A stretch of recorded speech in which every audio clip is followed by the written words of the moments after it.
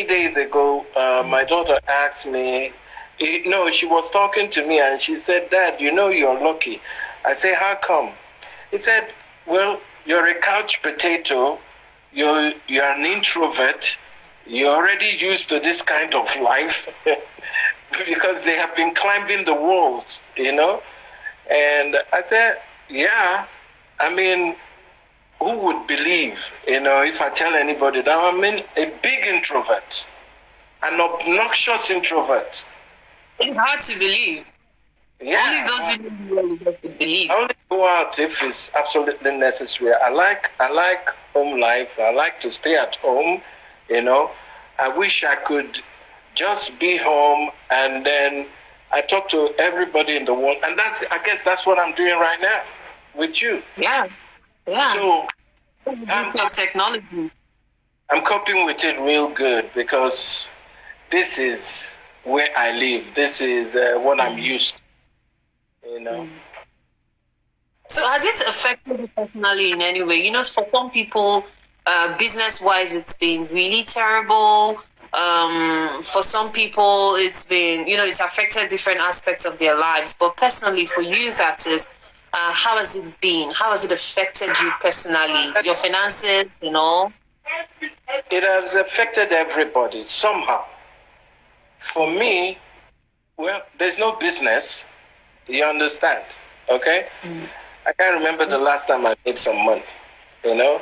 So, and that is why I tell young people, you better start to plan your life because nobody knows.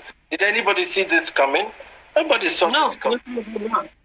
So you have to know how to plan your life so you don't, even if you get into a bad patch or things don't turn out exactly the way you planned it, you have something to fall back to and something to manage till you can see the light at the end of the tunnel.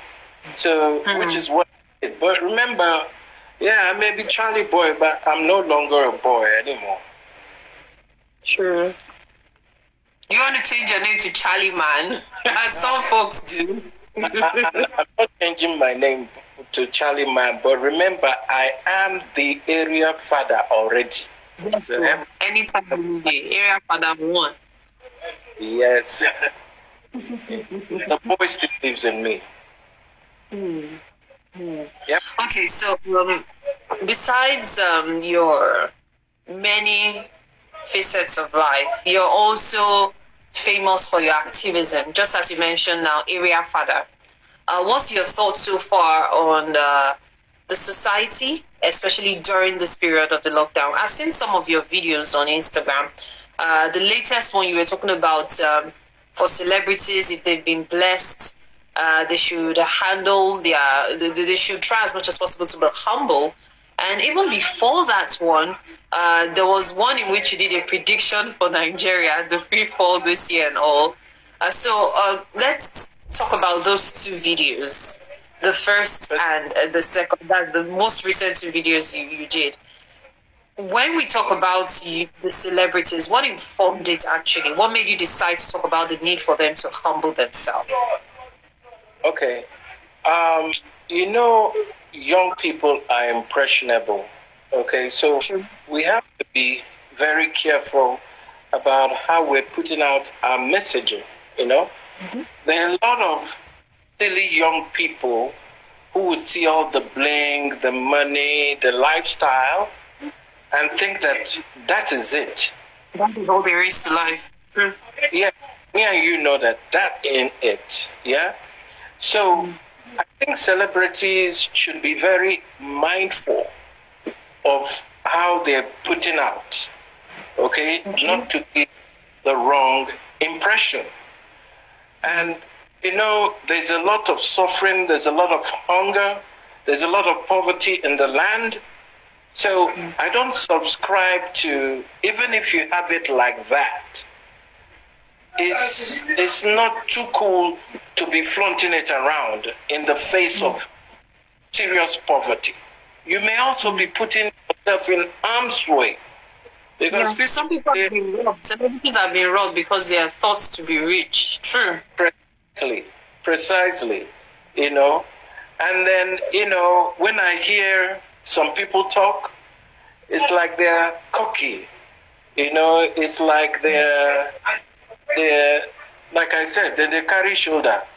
I don't think all that is, you know, if you're a very authentic person, you don't need to announce yourself. When you show, you that. And then for my prediction, I think we should go. People, if you're watching this, go back to my page, Area Father, as in FADA 1, Area Father 1, and listen to that prediction very well, because I may have been monkeying around in terms of, you know, my antics and my mannerism, how I delivered that prediction, but that's the whole truth and nothing but the truth. We're in for a very horrible time, okay? And like I said in the prediction, I know that a lot of our current rulers, past rulers, there's going to be a lot of debt in Nigeria, okay? People will be amazed at the kind of outbreak that is going to come from all of this. And if we're not doing copy and paste, I understand the dynamics. I understand that some of us, especially the poor ones, we live from hand to mouth. We run on our daily, some people now, the 800 naira then they make in a day, that from there that food is going to come out, and if there are people riding keke and they need to return something to their boss and all of that. So I understand the pressure, but if we had a government that was more sensitive to poor people, that money, all the money that has been coming, that people have been donating, at least people can get something to help them to sustain, to enjoy the quarantine a little better, okay? But it's because we're so disorganized. It's because the people who are leading are really not leading. They're ruling and they're behaving anyhow. And even the followership, the people, me and you, we're as guilty as sin, because we're just being led anyhow. We sit there anyhow. We don't do anything. We ascribe, we're waiting for Jesus Christ to come, and he ain't coming tomorrow. Okay? He may come, I don't know, but he ain't coming tomorrow. And he ain't coming today. So what do we do?